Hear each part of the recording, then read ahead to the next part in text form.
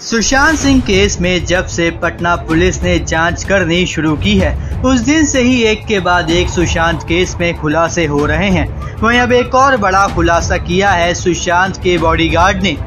जी हां, सुशांत के बॉडीगार्ड जो रिया के हटाने से पहले उनके साथ में रहते थे, उन्होंने एक नहीं रिया चक्रवर्ती को लेकर कई खुलासे किए हैं, जो ये बात साफ कर रहे हैं कि रिया ही है जो सुशांत को मारने की कोशिश कर रही थी।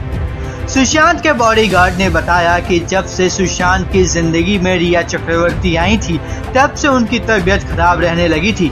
बल्कि जब से सुशांत अपनी यूरोप ट्रिप से वापस आए थे, उस दिन के बाद से उनकी तबीयत हमेशा ही खराब रहती थी और वो हमेशा सोते रहते थे। उन्होंने जिम जाना छोड़ दिया था, उनकी बहन ने उनके घर आना छोड़ दिया था, वो कहीं घर से ज्यादा बाहर नहीं निकलते थे, हमसे बात नहीं करते थे। लेकिन रिया के पिता, उनके भाई शौविक, उनके घर आते रहते थे और कभी कभी तो शौविक के दोस्त भी उनके घर आते थे। उन्होंने सुशांत के परिवार से उन्हें पूरी तरह से अलग कर दिया था। उनके घर अगर उनकी दीदी और जीजाजी भी आते थे तो रिया उन्हें उससे मिलने नहीं देती थी।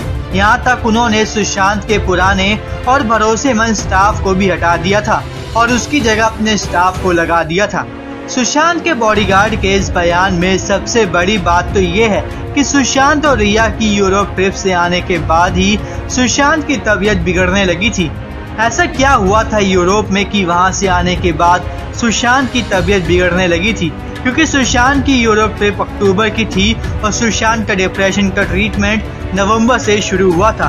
तो क्या हुआ था यूरोप ट्रिप में कि सुशांत की तबीयत इतनी खराब हो गई थी कि यूरोप से आने के 1 महीने के अंदर ही उनके डिप्रेशन का ट्रीटमेंट शुरू हो गया था? ये सबसे बड़ा सवाल है जो सुशांत के बॉडीगार्ड के बयान से खड़ा हो रहा है।